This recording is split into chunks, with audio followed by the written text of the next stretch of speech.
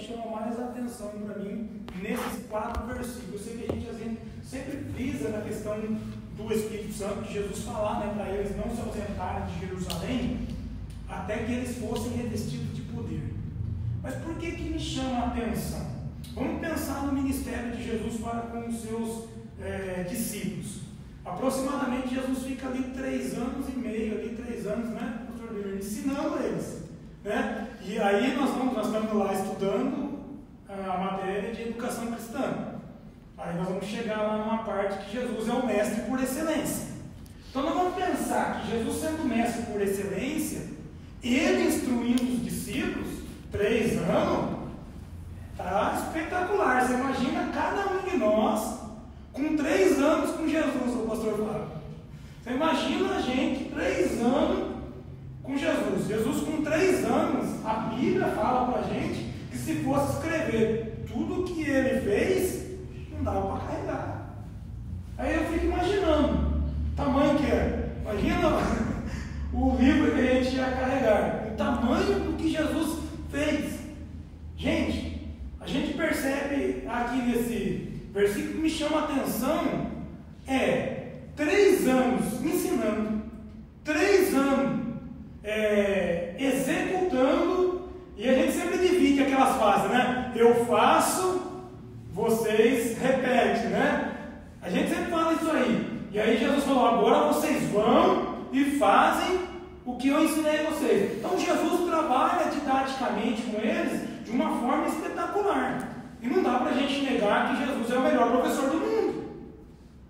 Agora, por que me chama a atenção que depois da ressurreição de Jesus, vocês já pararam para pensar nisso aí? Que depois da ressurreição de Jesus, ele ainda permanece mais 40 dias com os discípulos. E nós temos 50 dias para o Pentecostes, que eles ficam 10 dias sozinhos para chegar no Espírito Santo. Vocês já pararam para pensar nisso aqui? E fazer uma eu gosto muito do pastor ser um psicólogo, porque nós vamos trabalhar isso aqui agora, nesse momento. Para que esse 3 anos e meio não foi suficiente, e após a ressurreição ele ainda teve que ficar mais 40 dias para eles conseguirem chegar no Pentecostes.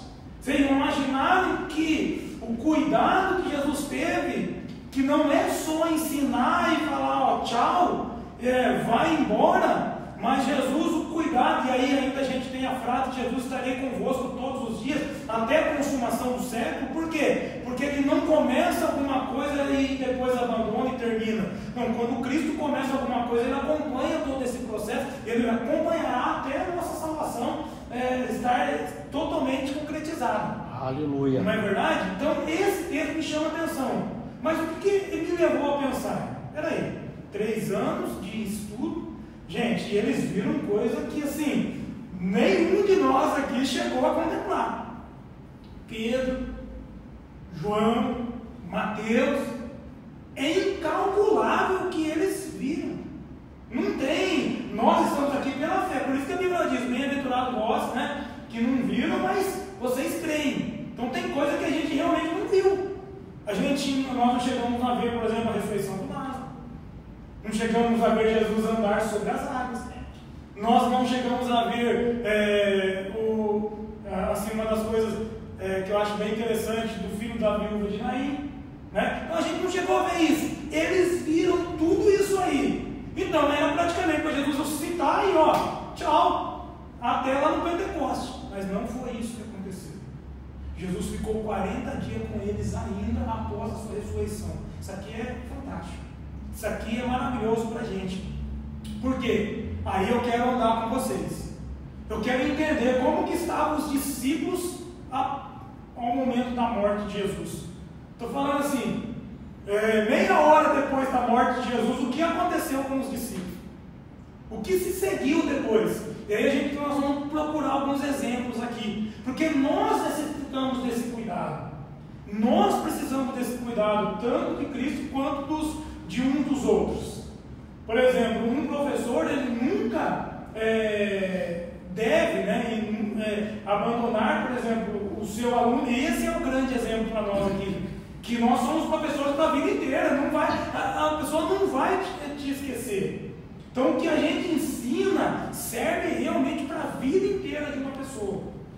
E aí, quando eu olho para o texto, vamos pensar, Jesus, a primeira ordem de Jesus está aqui, né? Vamos falar assim, ó, ficai lá em Jerusalém até que do alto seja revestido de poder. Ele tinha dado essa ordem. Como estavam, dois que eu vou falar, como estavam os discípulos de Emaús? Não era para ir para Jerusalém? Qual era a ordem? Não era para ir para Jerusalém? E eles foram para Emaús. E como estava o sentimento deles indo em direção a Emaús? Estavam bem? Interiormente? Estavam bem? O coração estava tranquilo? Não estava. Quando Jesus chega e aproxima a conversar com eles, o que Jesus pergunta? Por que está triste o quê? O vosso coração. Gente, mas Jesus tinha acabado de morrer. Jesus tinha deixado há pouco tempinho ali atrás esses discípulos. E era para eles seguir a ordem do mestre, mas na morte de Jesus eles já ficaram desconcertados. Já ficaram totalmente perdidos. Aí vocês percebem o cuidado de Jesus? Ele vai lá em direção a eles, fala com eles, mostra a escritura para eles, trabalha o coração deles, entra na casa deles, enquanto não houve a revelação de que ele era Jesus, que tinha ressuscitado, Jesus não abandona eles.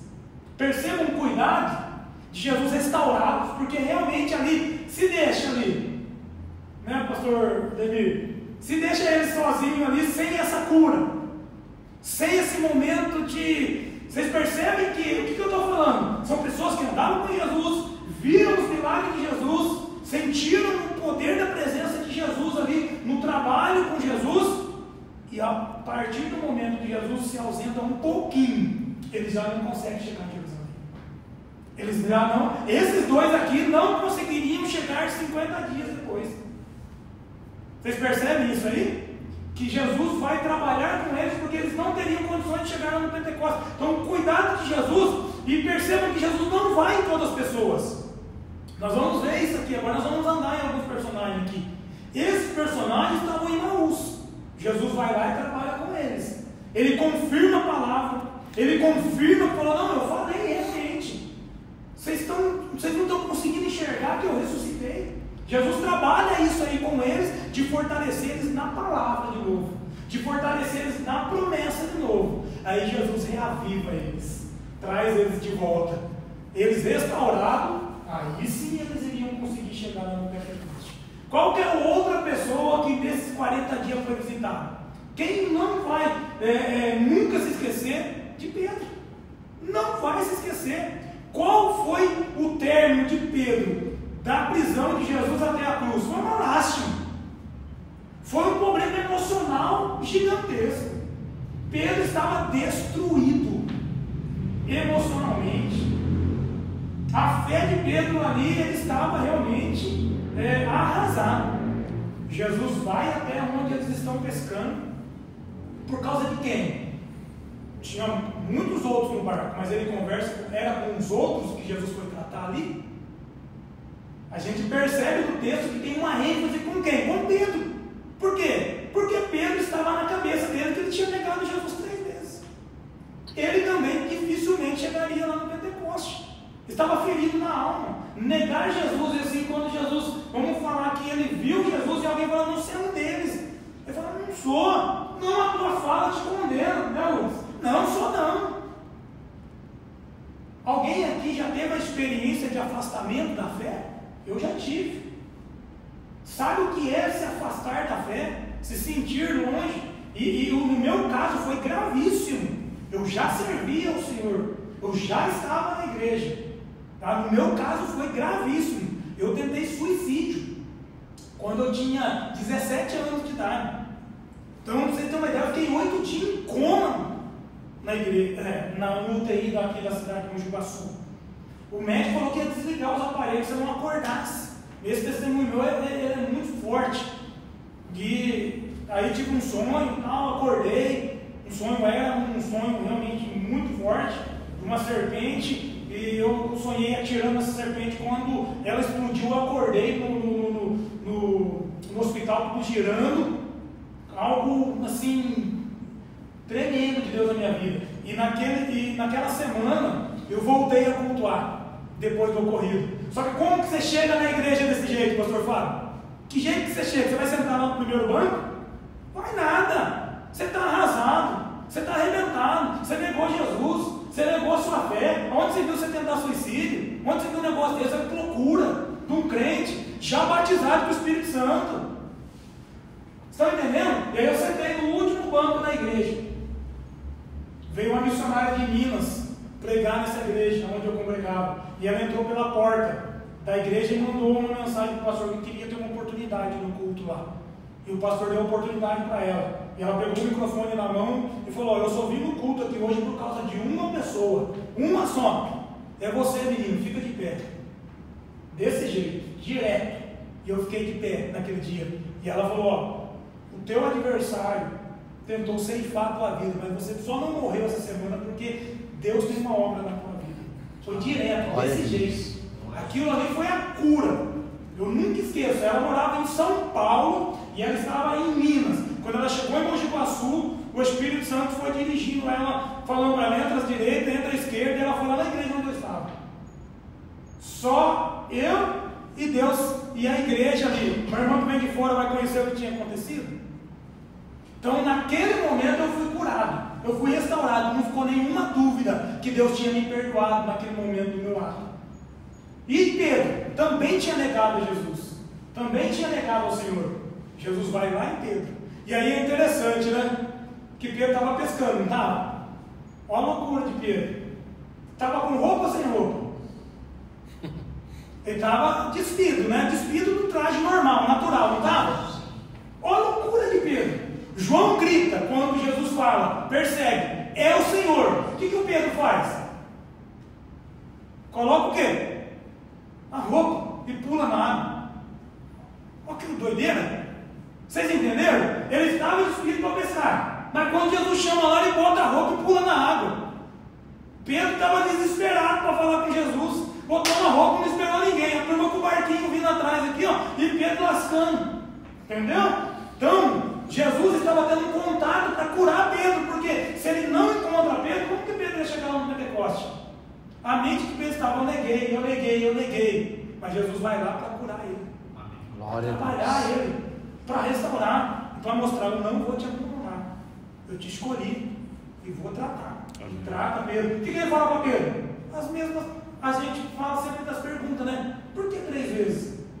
Para realmente reforçar, né, pastor Ademir? A questão é assim: não vai, você negou 3 vezes, você vai confessar 3, para ninguém falar que você confessou 2, para ninguém falar que você confessou uma vez só. Não, confessa 3 vezes aí que vai valer pelas 3 negações. Zerado, estão no kits. Então Jesus sabe fazer essas coisas, sabe trabalhar na gente isso aí. E o terceiro personagem é quem? É o Tomé. Que Jesus se apresenta lá, aí ele aparece, Tomé não está. O que Tomé fala? Eu só creio se eu ver. Jesus faz questão de voltar na próxima reunião de novo e ir lá chamar Tomé, falar: Tomé, vem cá, põe a mão aqui, né? Toca aqui no meu corpo, para você ver realmente que eu ressuscitei. O que Jesus estava fazendo com os discípulos naquele? Ele estava trabalhando, curando. Sabia o Senhor que aqueles discípulos precisavam de um reforço para chegar no Pentecoste. Então vejam bem, que todo o ensino de Jesus, 3 anos e meio praticamente, necessitou de mais 40 dias depois da ressurreição. Ele só deixou eles 10 dias para chegar no Pentecoste ali só. Mas depois que eles estavam totalmente curados. Qual que é a palavra que eu tenho para nós aqui nessa noite? O Senhor está interessado em curar-nos as nossas feridas. Aleluia. E Ele conhece a gente mais do que qualquer outra pessoa.